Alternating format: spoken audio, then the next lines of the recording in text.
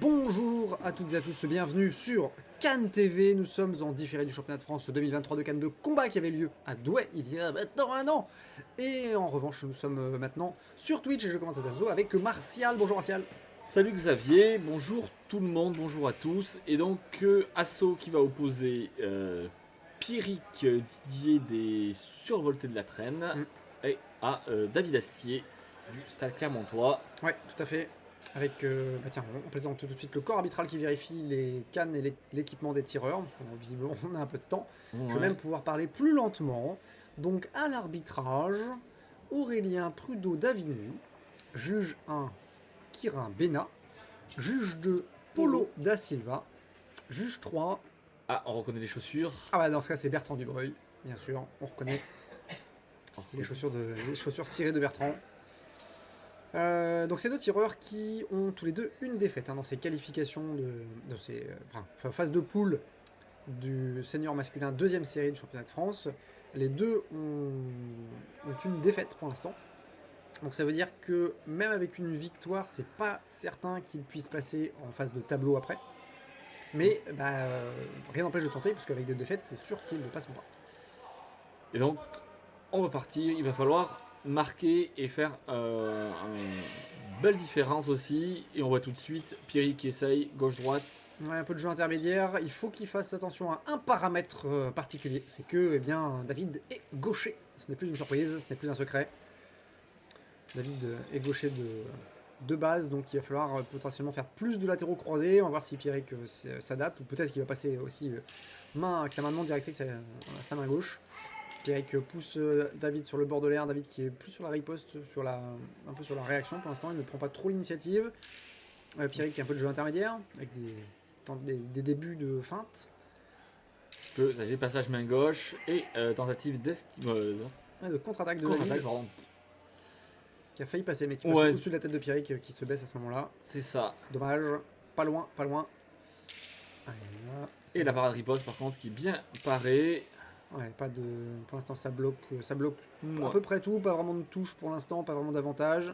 Il y a deux tireurs qui tentent, c'est de la feinte de la part de David qui est passé, alors que là Pierrick reprend la main et on le voit toucher une ou deux fois de suite. Alors je sais pas si c'était si la cible était correcte, non, ça parce qu'il y a des tentatives d'esquive de la part de David. Ouais, ça paraît à côté, mais on verra.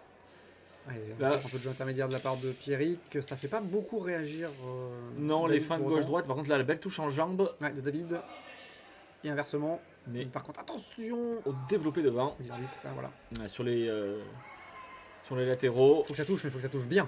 Oui, exactement. Pour une fois, double attaque en jambe, pareil des deux côtés. Il faudrait discriminer, savoir qui a armé le premier. Là, c'est pas forcément évident. Les deux commencent en même temps à peu près, plus ou moins.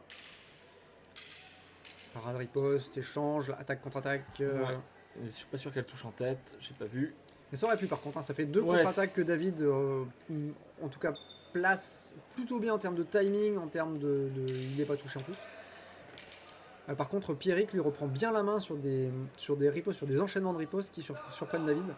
Et fin de la première reprise. Beaucoup de potentiel, j'ai l'impression. Je ne sais pas si ça se concrétise, c'est-à-dire que des touches, il y en a eu, mais est-ce qu'elles étaient suffisantes, correctes pour marquer des points? Pas forcément évident. Il y en a eu, ça c'est sûr. Par contre, qui a l'avantage? Moi, je ne saurais pas dire. Ouais, moi, pour l'instant, je sais pas trop qui a l'avantage. C'est pas très très net. Il y a eu des touches un peu qui auraient pu marquer des deux côtés. Dites-nous dans le chat si vous voyez qui est votre tireur favori en avance. D'ailleurs, à propos de favoris, les deux tireurs sont relativement récents sur le circuit. Donc il n'y a pas non plus vraiment d'avantage ou d'expérience d'un des deux tireurs. Alors bon, ça se joue peut-être à une ou deux compétitions, mais c'est pas forcément suffisant pour vraiment marquer une distinction. D'ailleurs, on l'a vu, les deux ont réussi à trouver des actions qui ont mis à mal la défense adverse, que ce soit la contre-attaque de David sur Pierrick, ou au contraire les enchaînements un peu plus fixatoires de Pierrick sur David. Rien, et c'est parti pour la deuxième reprise. Les juges sont alertés et on y retourne. Pas de retour, pas eu de sortie d'air. On voit David qui a fait des contre-attaques, qui est repris par l'arbitre, par son adversaire. Tentative d'enlever de la part de Pierrick. C'est bien, on valide. On valide, on n'en voit pas souvent alors. La riposte, là, cette fois-ci, c'est plutôt David là, qui est à l'offensive. Par contre, c'est interrompu par Pierrick qui part et qui riposte. On a vu toucher en tête. Belle esquive riposte tentée sur la jambe avant. Là, c'est pareil. C'est David qui reprend la main à chaque fois, qui reprend un peu l'initiative, qui fait des feintes. Mais par contre, c'est Pierrick qui l'interrompt. Enfin attention, il y a beaucoup de touches simultanées où les deux tireurs vont à la touche en partant de 0. Ça, faut être vraiment confiant parce que ça peut tomber soit d'un côté, soit de l'autre. Faut être confiant sur qui a l'armée. Deuxième enlevé. La feinte qui est très très tardive de la part de David. Ouais. L'arbitre laisse couler. Par contre, il y a beaucoup de flexion de la part des deux tireurs aussi, qui tentent de descendre rapidement et de surprendre en jambes. Allez David, on entend les encouragements du public. Et la Riposte, ça ne passe pas. Tranquille, hein. Les deux tireurs qui ne bâclent pas pour autant, c'est relativement technique hein, sur la gestuelle. Ils vont pas chercher à aller trop vite, il y a très peu d'actions qui sont développées devant ou pas bien armées. La touche de David en jambe arrière de Pierrick. Ouais, je m'étais concentré sur la potentielle sortie de zone, mais non.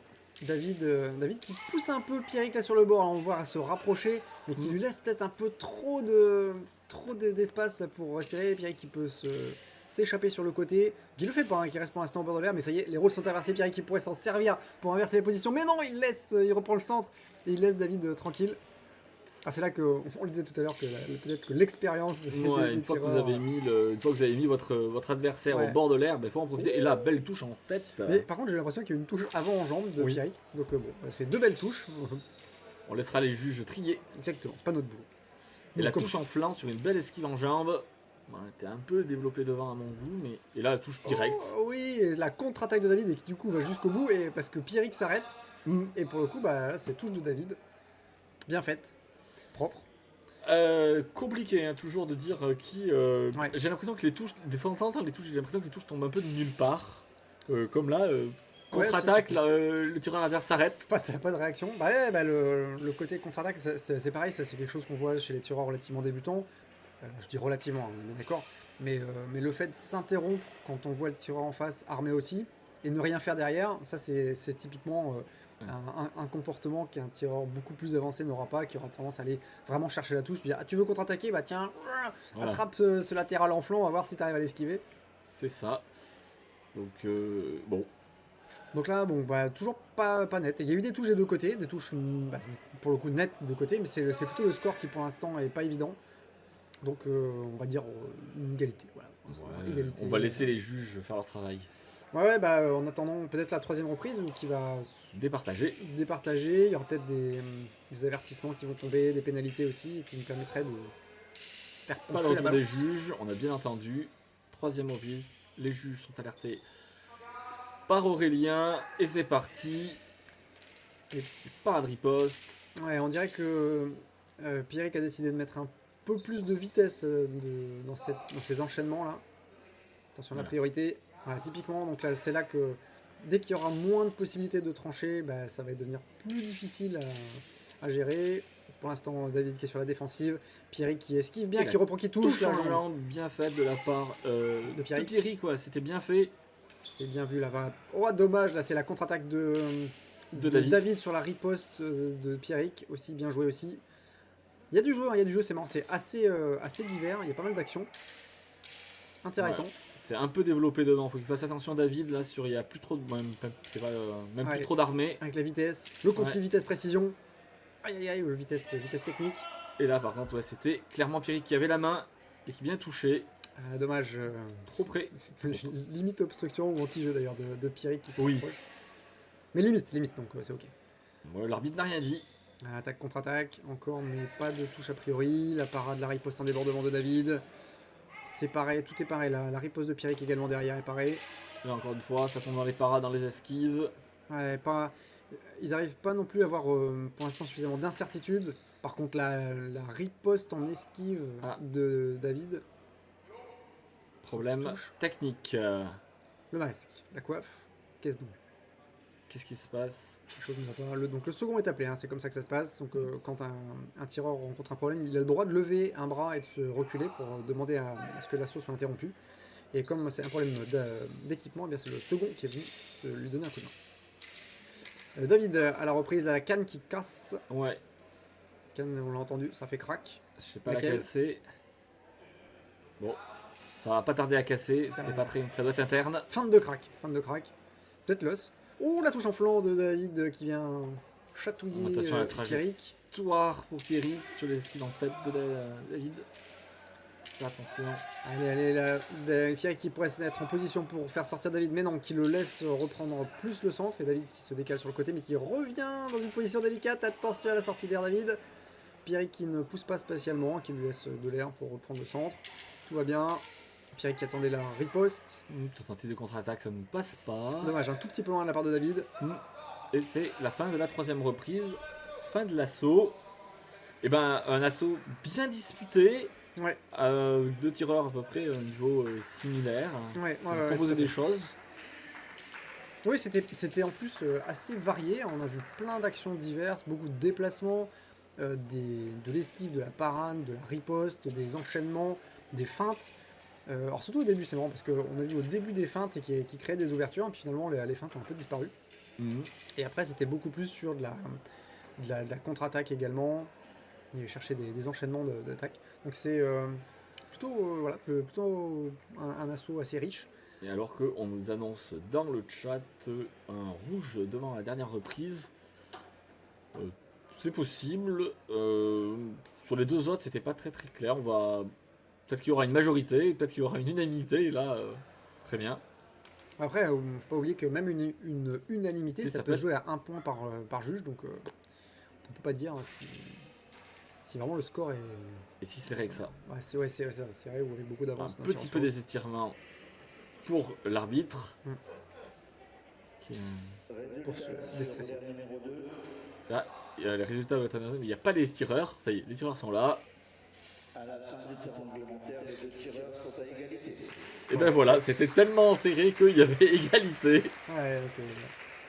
On n'a pas spécialement fait de pronostic, mais voilà, c'était de toute façon pas clair pour nous. Donc, Voilà, donc peut-être qu'il y a eu égalité rouge-bleu, Ouais, ou égalité, on ne saura pas, mais... Ouais. Il faudrait dire si les égalités sont à la majorité. Égalité majoritaire, ouais.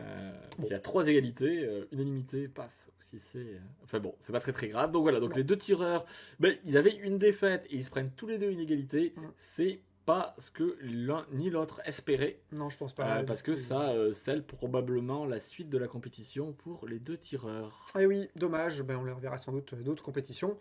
Merci Martial pour cet assaut. Et merci Xavier. Et puis à bientôt sur CAD TV pour la suite des assauts des championnats de France. À bientôt. Merci à toutes celles et tous ceux qui nous ont soutenus pour cet événement. Notre association CAN TV ne perçoit pas de cotisation, aussi sommes-nous tributaires des dons et des aides extérieures pour ne pas mettre la clé sous la porte. Un grand merci donc pour tous les dons sur Helloasso. Merci également aux organismes qui ont accepté de prendre en charge une partie de nos frais, qu'il s'agisse de déplacements, d'hébergement ou de repas. Et que vous ayez contribué ou pas, n'hésitez pas à vous abonner à la chaîne, à partager, à cliquer sur j'aime ou à écrire un petit commentaire, cela aide au référencement des vidéos et au-delà de faire connaître CAN TV, à rendre notre discipline un petit peu plus visible.